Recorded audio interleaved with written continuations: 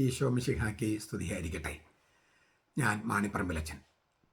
ഇറ്റലിയിലെ മെസ്സീന എന്ന സ്ഥലത്ത് 1908 വലിയൊരു ഭൂകമ്പമുണ്ടായി. വളരെയധികം ആളുകൾക്ക് വീട് നഷ്ടപ്പെട്ടു. അപ്പം അവിടെ നിന്ന് ആളുകളെ മാറ്റിപ്പാർപ്പിച്ചത് വത്തിക്കാൻ കൊട്ടാരത്തിലാണ്. വത്തിക്കാനിലേക്ക് കൊണ്ടുവന്ന് വത്തിക്കാനിൽ താമസിപ്പിക്കുകയായിരുന്നു. അങ്ങനെ കൽപ്പനയിട്ടത് ഒരു മാർപ്പാപ്പയാണ്. ഇറ്റലിയിലെ സർക്കാർ ഉണർന്ന് പ്രവർത്തിച്ചു വരുമ്പോഴേക്കും വത്തിക്കാൻ മുഴുവൻ അഭയാർത്ഥികളെ കൊണ്ട് നിറഞ്ഞു. ആരായിരുന്നു ആ മാർപ്പാപ്പ? 10 പിയൂസ്, വിശുദ്ധ 10 പിയൂസ്. ഇറ്റാലിയൻ ഭാഷയിൽ പിയോ. മൗലിക നാമം ഗ്യുസെപ്പെ മെൽക്കിയോറെ സാർത്തോ. 1835 അദ്ദേഹം ജനിച്ചത്.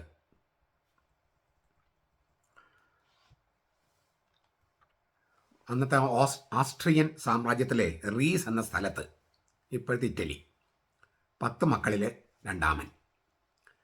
അപ്പൻ ഗ്രാമത്തിലൊരു പോസ്റ്റ്മാനായിരുന്നു. ദാരിദ്ര്യമായിരുന്നു മുതൽക്കൂട്ട്. എല്ലാ ദിവസവും 6.5 കിലോമീറ്റർ നടന്നാണ് സ്കൂളിൽ പോയിരുന്നതും വന്നിരുന്നതും. ചിലപ്പോൾ ചെരുപ്പിന് കയ്യിൽ പിടിച്ചാണ് നടന്നു പോയത്. തേഞ്ഞു പോയാൽ മറ്റൊന്നും വാങ്ങാൻ പണമില്ല. ട്രെവിസോ രൂപത നൽകിയ സ്കോളർഷിപ്പ് പണം കൊണ്ടായിരുന്നു സെമിനാരിൽ ജീവിച്ചിരുന്നത്. 1858 പൗരോഹിത്യം സ്വീകരിച്ചു. 1870 നാട്ടിലാകെ കോളറ ബാധിച്ചപ്പോൾ രോഗികളെ ശുശ്രൂഷിക്കാൻ ഇറങ്ങിത്തിരിച്ചു. നാട് നീളെ തെണ്ടി നടന്ന് പണം പിരിച്ച് അങ്ങനെ രോഗികളെ ശുശ്രൂഷിച്ചു. അങ്ങനെ നാട്ടുകാർക്കെല്ലാം വലിയ കണ്ണിലുണ്ണിയായി. 1884 മാന്തുവ രൂപതയുടെ മെത്രാനായിട്ട് നിയമിക്കപ്പെട്ടു. 1890 മുതൽ കർദിനാളായി ഉയർത്തപ്പെട്ടു. വെനീസിലെ പാത്രിയാർക്കീസ് എന്നും അദ്ദേഹം അറിയപ്പെട്ടു. 1903 ലിയോ 13 മാർപ്പാപ്പ കാലം ചെയ്തു. അപ്പോൾ കർദിനാൾ സാർത്തോ മാർപ്പാപ്പയായി തിരഞ്ഞെടുക്കപ്പെട്ടു. എല്ലാം ക്രിസ്തുവിൽ വീണ്ടെടുക്കാൻ എന്നായിരുന്നു പ്രമാണവാക്യം. To restore all things in Christ. മാർപ്പാപ്പാര് തനിച്ചിരുന്ന് ഭക്ഷണം കഴിക്കുന്ന പതിവ് റദ്ദാക്കിയത് 10 പിയൂസാണ്. തൻ്റെ കൂടെ ഭക്ഷണം കഴിക്കാനായിട്ട് സ്നേഹിതന്മാരെ ക്ഷണിച്ചു. തെരുവിൽ നടക്കാൻ പോയപ്പോൾ പോക്കറ്റിൽ മിഠായി സൂക്ഷിച്ചു കുട്ടികൾക്ക് കൊടുക്കാനായിട്ട്. കുട്ടികളെ കണ്ടാൽ ചിലപ്പോൾ അവർ വിളിച്ചുകൂട്ടി മാർപ്പാപ്പ നേരിട്ട് അവരെ കുട്ടികളെ വേദപാഠം പഠിപ്പിച്ചു. എല്ലാ ദിവസവും ദിവ്യകാരുണ്യം സ്വീകരിക്കാൻ വിശ്വാസികളെ പ്രോത്സാഹിപ്പിച്ചു. അത് ദിവ്യകാരുണ്യത്തോടുള്ള ഭക്തി കുറയ്ക്കും എന്നൊക്കെ പലരും വിമർശിച്ചപ്പോൾ ഒരു ചാക്രിക ലേഖനത്തിലൂടെ അതിൻ്റെ പ്രാധാന്യം അദ്ദേഹം വ്യക്തമാക്കി. ആത്മീയമായി നാം സഭയുടെ മക്കളാണ്. ഈ സഭ നമ്മളെ പോറ്റുന്ന അമ്മയാണ്. അവൾ അമ്മ എന്ന പോലെയാണ് ബഹുമാനിക്കേണ്ടത്. അമ്മ മക്കളെ പോറ്റുന്ന പോലെയാണ് സഭ കർത്താവിനെ വിശ്വാസികൾക്ക് നൽകുന്നത്. അതുകൊണ്ട് നമുക്ക് നമ്മുടെ ആത്മീയ ഭക്ഷണമാണ് വിശ്വാസത്തിലും കൃപയിലും വിശുദ്ധിയിലും വളരാനുള്ള ആത്മീയ ഭക്ഷണമാണ് നമ്മുടെ കർത്താവിൻ്റെ ജീവൻ തന്നെ എന്ന് അദ്ദേഹം പഠിപ്പിച്ചു. ഈ കർത്താവിൻ്റെ സഭയോടുള്ള ഭക്തി കർത്താവിൻ്റെ അമ്മയായ മറിയത്തോടുമുണ്ടായിരുന്നു. ആത്മവിശ്വാസത്തിൻ്റെ നാഥ എന്നാണ് അദ്ദേഹം മറിയത്തെ വിശേഷിപ്പിച്ചിരുന്നത്. അവർ ലേഡി ഓഫ് കോൺഫിഡൻസ്. കാനൻ നിയമം ആദ്യമായിട്ട് ക്രോഡീകരിച്ചത് വിശുദ്ധ 10 പിയൂസാണ്. അജപാലകനായ മാർപ്പാപ്പ എന്നാണ് അദ്ദേഹത്തെ വിശേഷിപ്പിക്കുന്നത്. Pastoral pope. എല്ലാ മാർപ്പാപ്പന്മാരും അജപാലകരല്ലേ? തീർച്ചയായിട്ടും അതെ. എങ്കിലും വ്യക്തിപരമായ ജീവിത വിശുദ്ധി, ഭക്തി, ക്രൈസ്തവ മൂല്യങ്ങൾക്കനുസരിച്ച് അനുദിനം ഒരു ഇടവക വികാരി ജീവിക്കുന്നത് പോലെ ജീവിച്ചത് കൊണ്ടാണ് അദ്ദേഹത്തിന് ഈ പേര് കിട്ടിയത്. അജപാലന രംഗത്ത് ഇത്രമാത്രം അനുഭവമുള്ള മാർപ്പാപ്പന്മാർ അധികം ഉണ്ടായിട്ടില്ല. സഭയും ഭൗതിക സംസ്കൃതിയും വിശ്വാസവും ശാസ്ത്രവും വെളിപാടും യുക്തിയും ഇങ്ങനെ നിരവധി കാര്യങ്ങളിൽ സമവായം ഉണ്ടാകണമെന്ന് വിശുദ്ധ 10 പിയൂസിൻ്റെ മുൻഗാമി 13 ലിയോ മാർപ്പാപ്പ ലിയോ 13 നിഷ്കർഷിച്ചിരുന്നു. അത് നല്ലതുമാണ്. എങ്കിലും വിശ്വാസവും ദൈവചിന്തയും ആപേക്ഷികമാണ് എന്ന് അതിലൂടെ ചിലർ ചിന്തിക്കാൻ തുടങ്ങി. ഈ ലിയോ 13 പറഞ്ഞത് ഈ സഭയും ഭൗതിക സംസ്കൃതി അത് തമ്മിൽ ഒരു അങ്ങോട്ടും ഇങ്ങോട്ടും ഒരു സമവായം ഉണ്ടാകണം. വിശ്വാസവും ശാസ്ത്രവും തമ്മിലുണ്ടാകണം. വെളിപാടും യുക്തിയും തമ്മിലുണ്ടാകണം. അതൊക്കെ പ്രധാനപ്പെട്ടത് തന്നെയാണ്. എങ്കിലും അങ്ങനെ വരുമ്പോൾ വിശ്വാസം അല്ലെങ്കിൽ ദൈവചിന്ത അത് വ്യക്തിപരമാണ്, ആപേക്ഷികമാണ് എന്ന് ചിന്തിക്കാൻ പാടില്ല എന്ന് വിശുദ്ധ പത്താം പീയൂസ് നിലപാടെടുത്തു. ഇഷ്ടമുണ്ടെങ്കിൽ സ്വീകരിച്ചാൽ മതി, മതമൊക്കെ വ്യക്തിപരമായ കാര്യമാണ് എന്നിപ്പോൾ പലരും പറയും. അത് ശരിയാവില്ല. അതാണ് പത്താം പീയൂസ് പറഞ്ഞത്. അതങ്ങനെ ഇഷ്ടമുണ്ടെങ്കിൽ തിരഞ്ഞെടുക്കാൻ പറ്റുന്ന സംഗതിയല്ല അത്. തീർച്ചയായിട്ടും ഏത് മതത്തിൽ വിശ്വസിക്കണം, ഏത് ദൈവത്തിൽ വിശ്വസിക്കണം, ആ സ്വാതന്ത്ര്യമൊക്കെ. പക്ഷേ ദൈവം ഉണ്ടായാലും കുഴപ്പമില്ല, ഇല്ലെങ്കിലും കുഴപ്പമില്ല, വിശ്വാസം ഉണ്ടായാലും കുഴപ്പമില്ല, ഇല്ലെങ്കിലും കുഴപ്പമില്ല എന്നൊന്നും ക്രിസ്ത്യാനികൾ ചിന്തിക്കാൻ പാടില്ല. ക്രിസ്ത്യാനികൾക്ക് അത് ആപേക്ഷികമല്ല. ഇഷ്ടമുണ്ടെങ്കിൽ സ്വീകരിക്കാം, ഇഷ്ടമില്ലെങ്കിൽ സ്വീകരിക്കാൻ പറ്റില്ല. അങ്ങനെ പറ്റില്ലെന്ന് വിശുദ്ധ പത്താം പീയൂസ് നിഷ്കർഷിച്ചു. കാലഘട്ടത്തിനനുസരിച്ച് വിശ്വാസത്തെ ആധുനികവൽക്കരിക്കണമെന്ന് പല ദൈവശാസ്ത്രജ്ഞന്മാരും പറഞ്ഞു. മാർപ്പാപ്പ പറഞ്ഞു, വിശ്വാസത്തെ ആധുനികവൽക്കരിക്കാൻ പറ്റില്ല, അത് പറ്റില്ല. ദൈവശാസ്ത്രം, വിശ്വാസത്തെക്കുറിച്ചുള്ള വ്യാഖ്യാനം ആധുനികവൽക്കരിക്കാം, വിശ്വാസം ആധുനികവൽക്കരിക്കാൻ പറ്റില്ല. ശരിയല്ലേ? ഇപ്പം നമ്മൾ ഈ ചില വൈദികർ വിചാരിക്കുന്നുണ്ട്, ഇതൊക്കെ പ്രാചീനമായ കാര്യങ്ങൾ, പുരാതനമായ കാര്യങ്ങൾ, അന്നത്തെ ആളുകൾക്ക് വിവരമില്ലാണ്ട് ചെയ്തതാണ്, ഇപ്പം നമ്മൾ വിവരം വെച്ചു, അതുകൊണ്ട് എല്ലാം ആധുനികവൽക്കരിക്കണം എന്നൊക്കെ പല വേദശാസ്ത്രികളും പറയുന്നുണ്ട്. അവർക്കാണ് വിവരമില്ലായ്മ. നമ്മുടെ കർത്താവ് ഈശോ മിശിഹായ്ക്ക് വിവരമില്ലാഞ്ഞിട്ടാണോ ഇക്കാര്യങ്ങളന്ന് അവതരിപ്പിച്ചത്? ഇനി വെറും ഭൗതികമായിട്ടോ മാനസികമായി ചിന്തിച്ചാൽ പോലും ഫിലോസഫി പഠിക്കുകയാണെങ്കിൽ ക്രിസ്തുവിന് മുമ്പ് ജീവിച്ചിരുന്ന ഇല്ലേ സോക്രട്ടീസ്, പ്ലേറ്റോ, അരിസ്റ്റോട്ടൽ അവർ പറഞ്ഞ കാര്യങ്ങൾ ഇപ്പോഴും പഠിപ്പിക്കണേ. എന്ന് വെച്ചാൽ ഇപ്പോൾ ഉള്ളവരെക്കാളും കൂടുതൽ ബുദ്ധി അന്നത്തെ ആൾക്കാർക്ക് ഉണ്ടായിരുന്നതല്ലേ. സാങ്കേതികമായിട്ട് ഇപ്പം നമ്മൾ മുന്നേറി കാണും. പക്ഷേ ഈ കർത്താവ് പറഞ്ഞതിനപ്പുറത്തും ഇല്ലേ, അത് കർത്താവ് പറഞ്ഞതാവില്ല, വേറെ ആരോ പറഞ്ഞതാ. ഈ വേറെ ആരാണ് ഈ ആദിമസഭയിൽ? ക്രിസ്തുവിനേക്കാളും സ്വീകരിക്കപ്പെടാൻ ഇല്ലേ സാധ്യത ഉണ്ടായിരുന്ന വേറെ ആരെങ്കിലും അവിടെ ഉണ്ടോ? ഇതിങ്ങനെ വെറുതെ പടച്ചു വിടുകയാണ്. പിന്നെ ഒരു ഫാഷനാണ്. 4-ാം നൂറ്റാണ്ടിലെ കോൺസ്റ്റന്റൈൻ ചക്രവർത്തിയാണ് എല്ലാം ഉണ്ടാക്കിയത്. അതിങ്ങനെ വെറുതെ ഒരു തെളിവില്ലാതെ കാച്ചി വിടുകയാണ്. അത് ഏറ്റുപിടിക്കാനായിട്ട് കുറേ എന്താ പറയുക, ബുദ്ധി ഉപയോഗിക്കാത്തവരും ബൈബിൾ വായിക്കാത്തവരുമായ വേദശാസ്ത്രികൾ, പിന്നെ കത്തോലിക്ക സഭയെ ആക്രമിക്കാൻ നടക്കുന്ന കുറേ ആളുകളും. അതുകൊണ്ട് വിശ്വാസം അത് ആധുനികവൽക്കരിക്കാൻ പറ്റില്ല. നമ്മുടെ കർത്താവ് ഈശോ മിശിഹാ എന്ന് പറഞ്ഞാൽ ദൈവം മനുഷ്യനായ ആളാണ്. ആ വിശ്വാസം ആധുനികവൽക്കരിക്കാൻ പറ്റുമോ? അവൻ മരിച്ചു, അവൻ ഉത്ഥാനം ചെയ്തു, അത് ആധുനികവൽക്കരിക്കാൻ പറ്റുമോ? അവൻ വിശുദ്ധ കുർബാന സ്ഥാപിച്ചു, അത് ആധുനികവൽക്കരിക്കാൻ പറ്റുമോ? അവൻ സ്വർഗത്തിലേക്ക് ഇല്ലേ സ്വർഗാരോഹണം ചെയ്തു, അത് ആധുനികവൽക്കരിക്കാൻ പറ്റുമോ? ഗബ്രിയേൽ മാലാഖ മറിയത്തിനടുക്കൽ വന്ന് നീ കൃപയിൽ നിർമ്മിക്കപ്പെട്ടവളാണെന്ന് പറഞ്ഞു, അത് ആധുനികവൽക്കരിക്കാൻ പറ്റുമോ? വിശ്വാസം ആധുനികവൽക്കരിക്കാൻ പറ്റില്ല. അതേക്കുറിച്ചുള്ള വ്യാഖ്യാനങ്ങൾ അത് പുതിയ ഇപ്പം ഭാഷയുടെ ജ്ഞാനം കൂടുന്നതനുസരിച്ചോ അല്ലെങ്കിൽ ഗവേഷണങ്ങൾ, പുരാവസ്തു ഗവേഷണങ്ങൾ, അതിൻ്റെയൊക്കെ വെളിച്ചത്തിൽ ഈ വ്യാഖ്യാനത്തിന് കുറച്ചും കൂടിയും ആധുനികവൽക്കരണം വരാമെന്നല്ലാതെ വിശ്വാസത്തെ ആധുനികവൽക്കരിക്കാൻ പറ്റില്ലെന്ന് വിശുദ്ധ പത്താം പീയൂസ് നിലപാടെടുത്തു. ഒട്ടും സ്വജനപക്ഷപാതം ഇല്ലാത്തൊരു മാർപ്പാപ്പിയായിരുന്നു. അദ്ദേഹത്തിൻ്റെ ഒരു സഹോദരൻ പള്ളിയിലെ ക്ലർക്കായി തുടർന്നു ഈ മാർപ്പാപ്പിയായിട്ടും. സഹോദരൻ്റെ മകൻ ഗ്രാമത്തിലൊരു വൈദികനായിട്ട് തുടർന്നു. 3 സഹോദരന്മാർ റോമയിൽ വലിയ ദാരിദ്ര്യത്തിൽ തന്നെ കഴിഞ്ഞേ. ഞാൻ ദരിദ്രനായി ജനിച്ചു, ദരിദ്രനായി ജീവിച്ചു, ദരിദ്രനായി മരിക്കാൻ ആഗ്രഹിക്കുന്നതെന്നാണ് പത്താം പീയൂസ് പറഞ്ഞിരുന്നത്. ഈ പെങ്ങന്മാരെ ഇങ്ങനെ വത്തിക്കാനിൽ കൊണ്ടുവന്ന് ഇല്ലേ പേപ്പൽ കൗണ്ടസസ് എന്ന് പറയും, പ്രഭുകൾ ആക്കിയില്ല എന്ന് പറഞ്ഞപ്പോൾ മാർപ്പാപ്പ തിരിച്ചു പറഞ്ഞു, ഞാൻ അവരെ മാർപ്പാപ്പയുടെ പെങ്ങന്മാരാക്കിയില്ലേ, മാർപ്പാപ്പയുടെ സഹോദരന്മാരാക്കിയില്ലേ, അതിൽ കൂടുതൽ എന്താ വേണ്ടത്? അവരെ പ്രഭുകളാക്കണോ?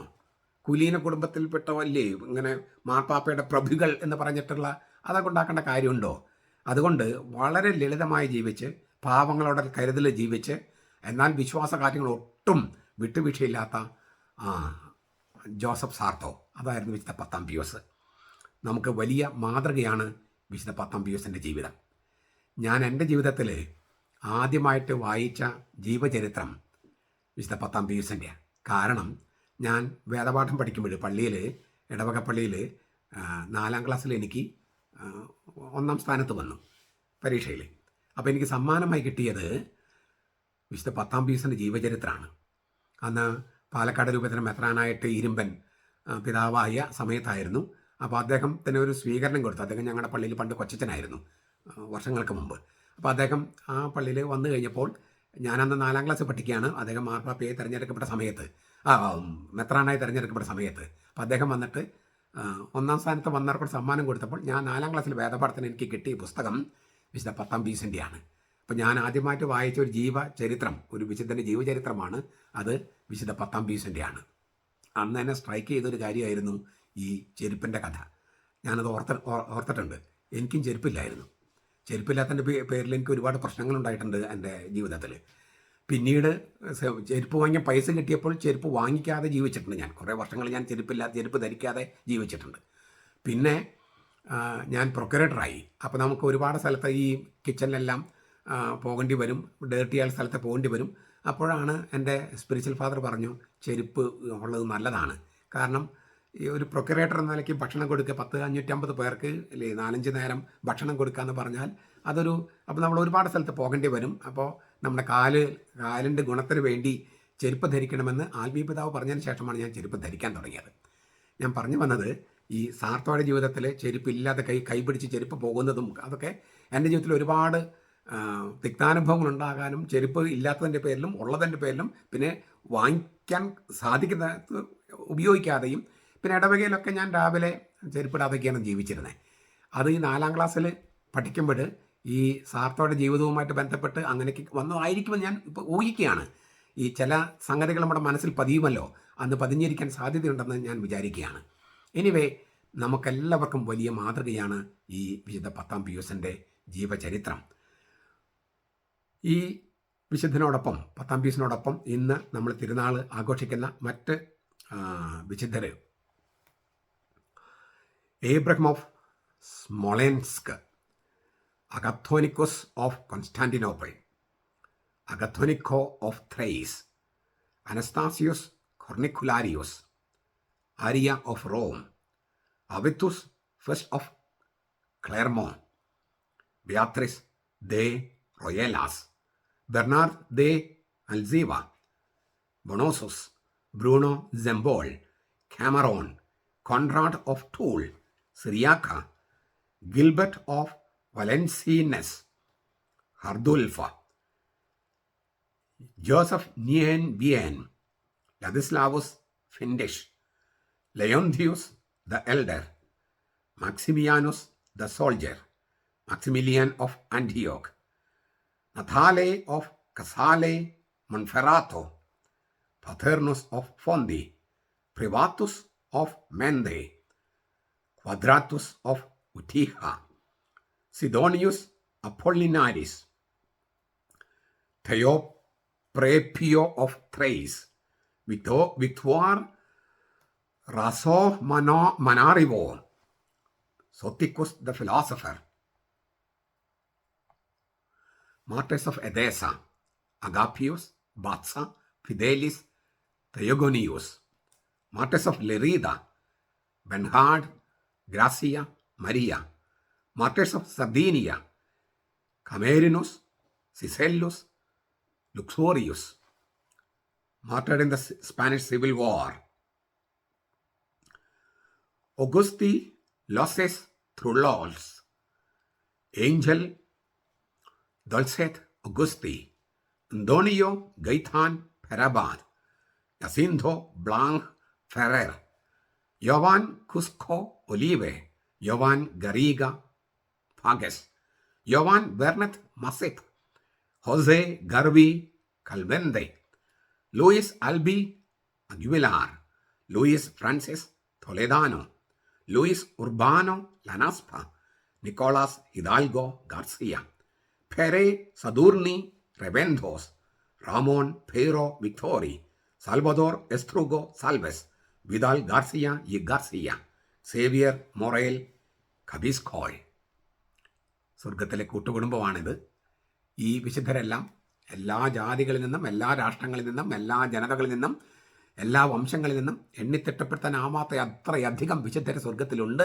അവർ ആരാധനയിൽ പങ്കെടുക്കുന്നു. അവർ കുഞ്ഞാടിൻ്റെ രക്തത്തിൽ തങ്ങളുടെ അങ്കി അലക്കി വെളുപ്പിച്ചിരിക്കുന്നു. അവരുടെ കയ്യിൽ കുരുത്തോലയുണ്ട്. ആ ആരാധന, സ്വർഗത്തിൽ നടക്കുന്ന ആരാധനയിലാണ് നമ്മൾ കുർബാനയെ സംബന്ധിക്കുമ്പോൾ, കൂദാശയിൽ സംബന്ധിക്കുമ്പോൾ പങ്കെടുക്കുന്നതെന്ന് വെളിപാട് പുസ്തകം 7-ാമത്തെ അധ്യായത്തിൽ പറഞ്ഞിട്ടുണ്ട്. വിശുദ്ധരുടെ പ്രാർത്ഥനകൾ വേണമെന്ന് 8-ാമത്തെ അധ്യായം 1 മുതൽ 4 വാക്യങ്ങളിൽ 2 പ്രാവശ്യം പറഞ്ഞിട്ടുണ്ട്. ഏക മധ്യസ്ഥൻ്റെ മധ്യസ്ഥം മാത്രം പോരാ, വിശുദ്ധരുടെ പ്രാർത്ഥനകൾ വേണമെന്ന് ബൈബിൾ തന്നെയാണ് പറഞ്ഞിരിക്കുന്നത്. മാത്രമല്ല, വിശുദ്ധർ കർത്താവിന് വേണ്ടി ചെയ്ത കാര്യങ്ങൾ കർത്താവിൻ്റെ സുവിശേഷം എവിടെയൊക്കെ പ്രഘോഷിക്കുന്നുവോ അവിടെയൊക്കെ അവരുടെ ഓർമ്മയ്ക്കായി, വിശുദ്ധരുടെ ഓർമ്മയ്ക്കായി പ്രസ്താവിക്കണമെന്ന് നമ്മുടെ കർത്താവിൻ്റെ ഉത്തരവുണ്ട്. മർക്കോസ് 14:9. ഇക്കാരണങ്ങൾ കൊണ്ടാണ് കത്തോലിക്ക സഭ ഈ തിരുവചനങ്ങളെല്ലാം ഗൗരവമായിട്ട് എടുത്തിട്ട് സ്വർഗീയ ആരാധനയിൽ, വിശുദ്ധ സ്വർഗീയ ആരാധനയിൽ, മാലാഖമാരുടെ ആ ആരാധനയിൽ ഇപ്പോൾ നമ്മൾ പങ്കെടുക്കാൻ, അന്ന് പങ്കെടുക്കാൻ വേണ്ടി ഇപ്പോഴേ പങ്കെടുത്ത് ശീലിക്കുകയാണ്. നമ്മൾ ലിറ്റർജിയിൽ പങ്കെടുക്കുമ്പോഴും വിശുദ്ധരുടെ പ്രാർത്ഥനകൾ സ്വീകരിക്കുമ്പോഴും അതെല്ലാം ഏകമധ്യസ്ഥൻ്റെ ശക്തിയെ കൂടുതൽ ശക്തിയിൽ പ്രഘോഷിക്കുകയാണ്. ഈ വിശുദ്ധരുടെ പ്രാർത്ഥന ഉള്ളത് കൊണ്ട് ഏകമധ്യസ്ഥൻ്റെ പ്രാർത്ഥനയ്ക്ക് ഒരു കുറവും വരുന്നില്ല, മറിച്ച് കൂടുതൽ ശക്തിപ്പെടുകയാണ്. വിശുദ്ധരിലൂടെ അവൻ കൂടുതൽ തേജോമയനായി മാറുകയാണ്. അങ്ങനെ അതിൽ പങ്കെടുത്ത് ഈ സ്വർഗീയ കൂട്ടുകുടുംബത്തിൽ, നമ്മുടെ കൂട്ടുകുടുംബത്തെക്കുറിച്ച് ചിന്തിച്ച് ഒരു ദിവസം നമുക്കവിടെ ആ ആരാധനയിൽ ശരിക്കും നമ്മൾ തേജസാർന്ന ശരീരത്തോടുകൂടി പങ്കെടുക്കാനുള്ള മോഹത്തോടെ ഇപ്പോഴേ ജീവിക്കാൻ നമുക്ക് സാധിക്കട്ടെ. അതിന് അവരുടെ പ്രാർത്ഥനകൾ നമുക്ക് ഉപകരിക്കാം, അവരുടെ മാതൃക നമുക്ക് സ്വീകരിക്കാം. നമ്മുടെ കർത്താവ് ഈശോ മിശിഹായുടെ കൃപയും പിതാവായ ദൈവത്തിൻ്റെ സ്നേഹവും പരിശുദ്ധാത്മാവിൻ്റെ സഹവാസവും നാം എല്ലാവരോടും കൂടി ഉണ്ടായിരിക്കട്ടെ, ഇപ്പോഴും എപ്പോഴും എന്നേക്കും. ആമേൻ.